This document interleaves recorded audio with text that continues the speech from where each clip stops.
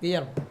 Oiga, Estamos con el Alessandro, doctor. No, le voy a preguntar. es que, bueno, antes de irnos al cambio hablábamos de todo este tema de la diferencia de los latinos y de los negros y de los blancos y todo lo demás, pero ¿cómo entonces se explica que cuando ves a los latinos apoyando a Trump y cuando en lugares como Miami, bueno, obviamente por el lado de los cubanos, gana alguien como Trump? Bueno, es que en realidad eso es como decir que... Ellos no se sentían entonces intimidados por el mensaje. Pero también hay un poco de la sociedad del espectáculo y poca información de lo que realmente representa cada uno. Es decir, hoy en día entrar en política hay que analizar la política. Mucha gente pues básicamente sigue lo que oye y lo que escucha, ¿no? Y quizás a veces repite y a veces se convence en algún planteamiento que hace y sobre ese planteamiento focaliza toda la atención de su simpatía. Hay algunos que le interesa eso de que, bueno, vamos a bajar los impuestos, me conviene que bajen los impuestos. Y se despreocupa de los otros temas que tiene el candidato. Si yo Pero soy mira, latino y ya mucha estoy gente legal, mucha gente dice, hombre, ya ahora en el poder, ya electo, el discurso va a cambiar. Bueno, pues te puedes comer el cuento. Mira cómo la gente se ha comido el cuento. El hombre ha declarado en un medio de comunicación que en su política migratoria lo que va a hacer es que va a deportar 3 millones de indocumentados. Que lo calificó de 3 drogadicto, millones de decirlo, documentados representa el 25% de todos los indocumentados en los Estados Unidos. Representa casi 1% de la población actual de los Estados Unidos. Así que él ha catalogado que el 25% de todos los indocumentados son delincuentes, porque dijo que los va a votar porque tienen antecedentes. Ahora, si tú le preguntas a alguien si tú quieres que deporten a los indocumentados que tengan antecedentes criminales, todo el mundo te va a decir que sí. Pero ¿tú crees que hay 3 millones de indocumentados con esa antecedentes característica criminales? Eso es un absurdo. No hay 3 millones de delincuentes en los Estados Unidos. Va a haber 3 millones de delincuentes indocumentados. Digo, se cae su peso. Sin embargo, la gente se va con la corriente. Segundo elemento.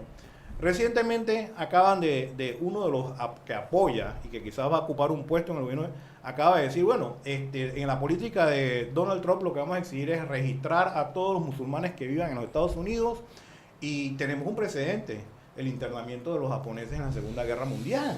Entonces, ¿de qué está hablando? Mensaje Es un mensaje fatal para los Estados Unidos. de otros tiempos, ¿no? ¿No? Ingrato de otros tiempos.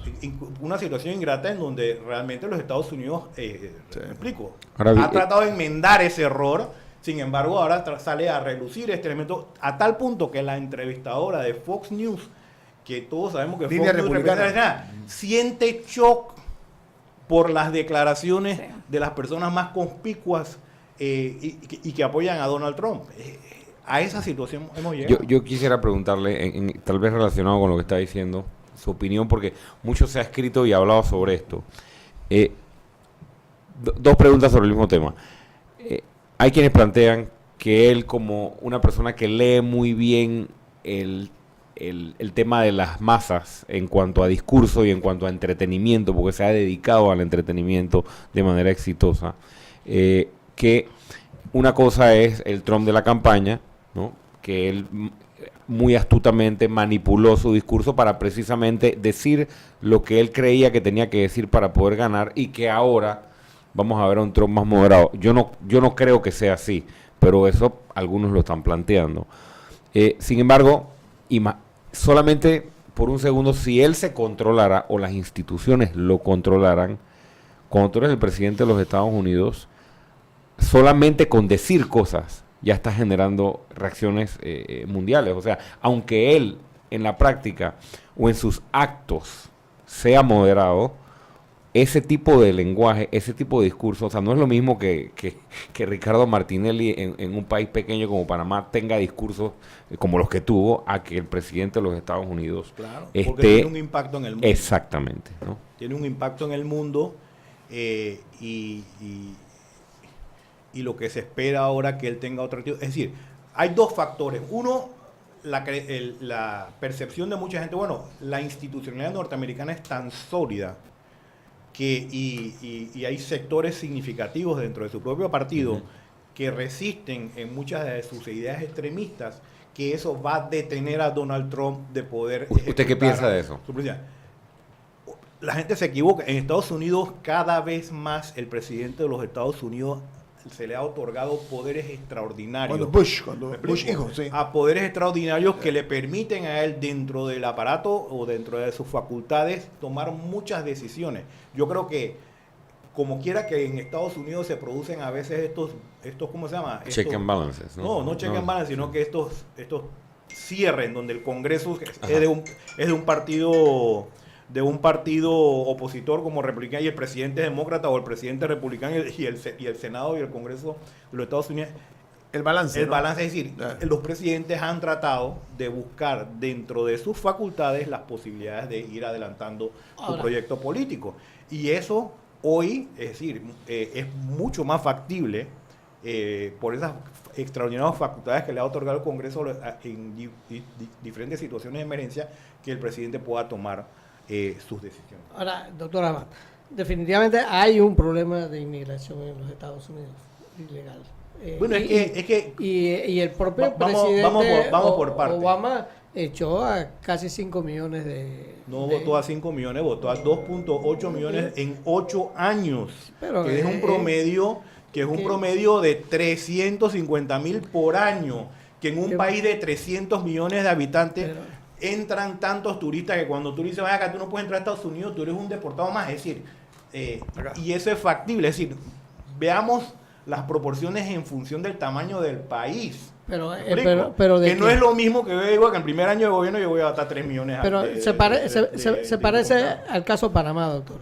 En Panamá yo no soy chauvinista, yo creo que este país lo hicieron muchas culturas y mucha gente que vino de afuera, entre esos mis abuelos, mis 2 abuelos vinieron de fuera.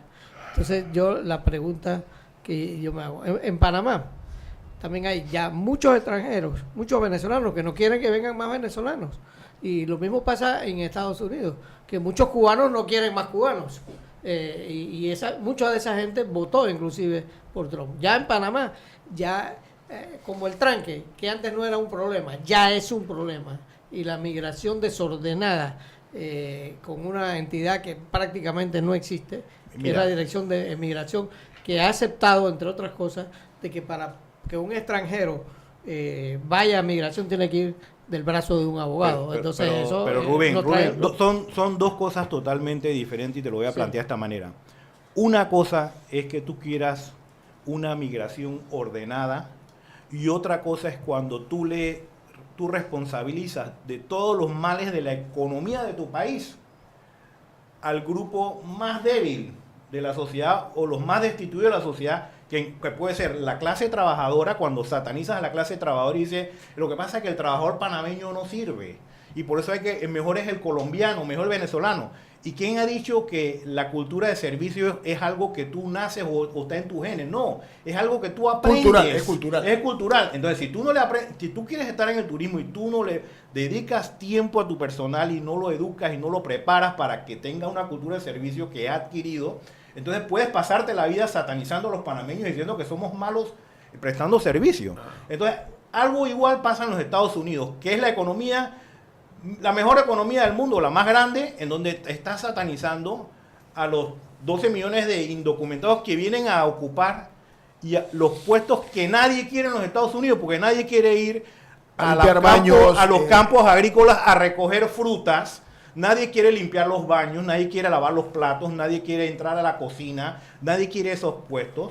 ¿Me explico? Y esos son los que son los responsables, los tipos que ganan $11 la hora, ni 11 porque le mochan eso, le dan 7 en vez de 11. Esos son los responsables de que la economía americana está mal. Entonces ese es el falso concepto. Si la economía está mal, será por otras causas, pero no es por esta. Se habla de la desigualdad, por ejemplo, de que el 1% de la población se lleva toda la tajada del bienestar de la economía, de la riqueza americana, y que el resto no la vive. Sin embargo, este mismo hombre está tratando de imponer una rebaja tributaria. ¿A quién?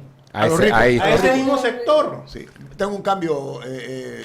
Yo quisiera dar un espacio, una rendija a la esperanza, en el sentido que, como dice Ricardo, una cosa es ser candidato, otra ser presidente. A mí me preocupa es el talante de Trump, o sea, su su propia personalidad impositiva y sobre todo que él, a mi juicio, no piensa lo que dice, porque no es lo mismo lo que dice un candidato a lo que dice un presidente de los Estados Unidos.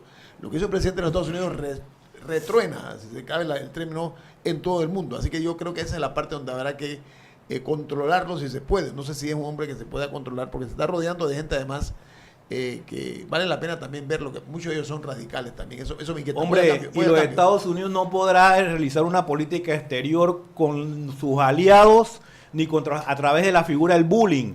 Esa época del bullying pasó. Es decir, esa época del bullying pasó. Entonces, aquí ha surgido una figura que piensa que el bullying, por tener el ejército más grande del mundo, va a imponer el criterio de los Estados Unidos en el mundo. Se equivoca. Para cerrar su discurso de aceptación, él dijo, nos llevaremos bien con todos aquellos países que se quieran llevar bien con nosotros. Ese fue su mensaje. Y reaccionó la Merkel, reaccionó la señora May. Me parece que fue un mensaje bastante claro Sí, sobre su actitud. Regresamos con nuestro invitado aquí en Info Análisis, un programa para la gente inteligente. Okay.